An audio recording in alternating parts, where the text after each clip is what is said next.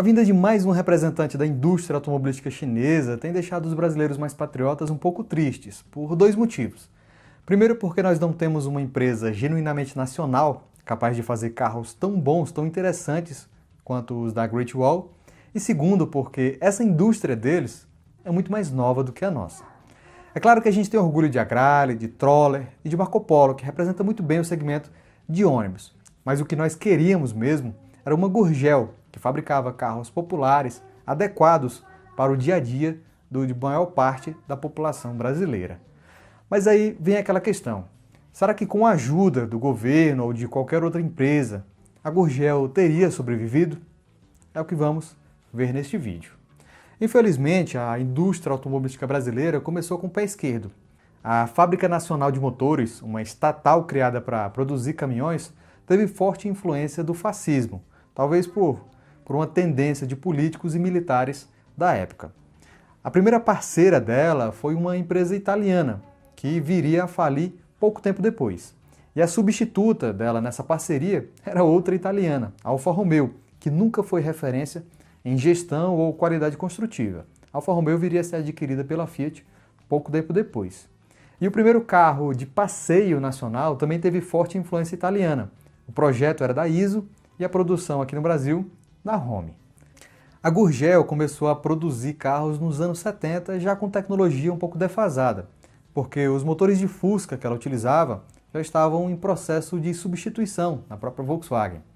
E a carroceria de fibra conferia um acabamento bem grosso e não permitia um design interessante. E os gigantes da indústria já faziam carros populares sintonizados com o primeiro mundo. Motores com arrefecimento líquido, carroceria monobloco com aço estampado. É sempre bom lembrar do Chevette, que chegou aqui primeiro, que foi lançado aqui primeiro, do que na Alemanha, onde era vendido como Opel Kadett C, de terceira geração. Esse processo de produção de carrocerias em fibra é mais adequado a carros de nicho, como o Corvette, Lotus, o próprio Troller e talvez, naquela época, as versões fora de estrada da Gurgel, que ganharam grande projeção nacional. Mas é um método completamente inadequado a carros populares, que precisam de volume, que precisam concorrer com modelos como o 147. Então, era impossível um BR-800, por mais que ele fizesse sucesso, ter a mesma tiragem de um Fiat, de um Volkswagen ou de um Chevette. Mas antes de continuar falando sobre Gurgel e indústria nacional, quero convidá-lo a se inscrever no canal se você for novo por aqui. Se você já conhece e acompanha nosso conteúdo, muito obrigado pela audiência e não esquece de deixar o like, é muito importante para nós. Eu posso estar enganado, mas eu vejo hoje o Sr. Gurgel como uma pessoa de cabeça dura, nacionalista demais talvez. Mas ele poderia ter iniciado a sua fábrica de carros lá com o empréstimo do BNDES que recebeu, já com uma parceira estrangeira, experiente, como fez a Hyundai, que fazia parte de um grande conglomerado que decidiu produzir carros, que em vez de tentar criar suas próprias tecnologias do zero, foi direto na fonte de alguém experiente, que vendeu o projeto, que estava disposto a ser um parceiro interessante. A Mitsubishi ela foi parceira de várias empresas chinesas e também foi da Chrysler, sim, da gigante norte-americana Chrysler, que percebeu que não seria capaz de produzir carros pequenos, econômicos e também picapes compactas, então foi ao Japão e fez uma parceria.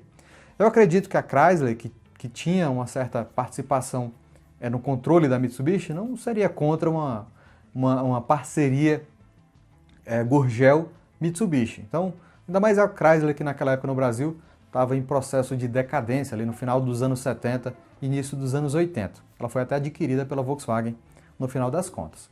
Então, o que faltava à Gurgel era uma parceira forte. Os russos, que são os russos, orgulhosos, como a gente bem sabe, eles preferiram produzir um carro baseado num projeto da Fiat, no caso o Fiat 124.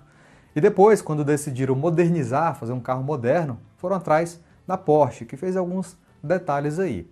A Porsche, inclusive, era outra parceira interessante para a Gurgel. Hoje parece algo absurdo, mas nos anos 70, anos 80, a Porsche não estava muito bem de finanças. Então, qualquer parceria um pouco melhor, ela já abraçaria tranquilamente. Ainda mais pagando bem.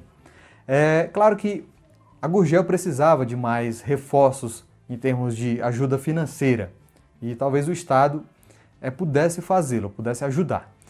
Mas como eu disse, o senhor Gurgel era um pouco cabeça dura. E na época ele era da opinião de que o etanol não era algo como para servir de combustível. E o etanol era a menina dos olhos do governo. Então ele fazia de tudo para que as pessoas utilizassem, dessem preferência ao etanol. Esse comportamento crítico em relação a algo que o governo federal valorizava não impediu que o senhor Gurgel esperasse uma parceria de governos estaduais, no caso do governo de São Paulo e também do governo de Ceará, que prometeu ali ajudar na construção de uma fábrica em Fortaleza para a produção do projeto Delta, que iria utilizar ali a mesma arquitetura, uma arquitetura básica do Super Mini, que conhecemos bem. E para produzi-lo, está construindo uma nova fábrica em Fortaleza. Uma parceria que seja possível do nosso governo, e já sei da disposição do governador Fleury de São Paulo, de fato levarem a cabo o sonho de se construir aqui o primeiro polo automobilístico desconcentrado no Sudeste brasileiro para produzir tudo quanto de impacto econômico e social tenha este empreendimento. Mas vamos deixar de lado essa questão de falta de apoio político. Vamos puxar o problema para nós, consumidores brasileiros. Lá naquela época, final dos anos 80, início dos anos 90, qual seria a escolha mais inteligente? Um carro com meio motor de Fusca, diferencial de Chevette e uma carroceria rústica de fibra? Ou um Fiat Uno, estampado em aço com um projeto italiano? É evidente que valia a pena pagar um pouco mais pelo Fiat, pelo desempenho, pela segurança. Embora a gente veja hoje o carro como rústico, naquela época ele era muito melhor do que os seus pares e principalmente do que o próprio Gurgel. Então, ali naqueles anos 90, a Gurgel estava completamente fora da realidade do mercado. E se ela tivesse sobrevivido um pouco mais, ela teria que encarar carros como o Chevrolet Corsa, que era um projeto alemão muito moderno, com um design completamente revolucionário.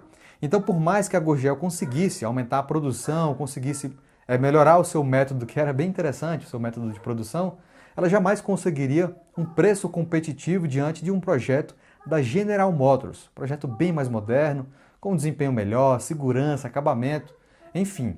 Então, os carros da Gurgel precisariam de um outro incentivo fiscal, além do IPI reduzido, que já beneficiava Fiat Mille, o próprio Corsa, Escort Hobby, Chevette Júnior. Infelizmente temos que reconhecer algumas coisas. Primeiro, que a nossa indústria está sendo ultrapassada pela indiana e pela chinesa, e que corre o risco de ser extinta, como aconteceu com a australiana. E segundo, que sem um apoio estrangeiro e alguém para bancar financeiramente esse apoio, a Gurgel não teria chances de maneira alguma.